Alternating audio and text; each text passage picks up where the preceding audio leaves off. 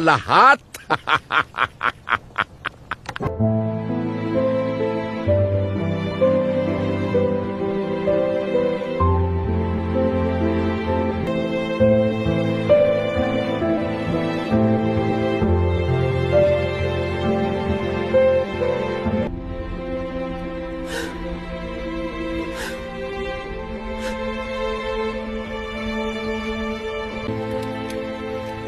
Kumusta ang nilalang na kaibigan ng mag-ama?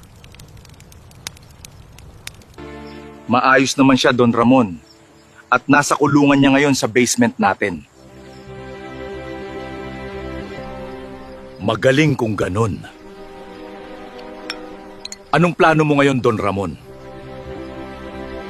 Ngayon natin susubukan ang kapangyarihan niya at hihilingin ko na bigyan niya ako ng madaming ginto.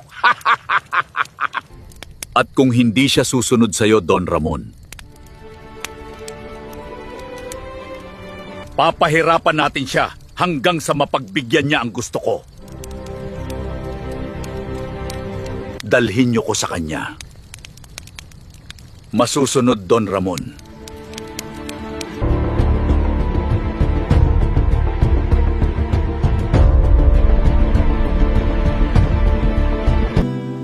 Nakakapanibago na wala si Puti at hindi natin kasama dito sa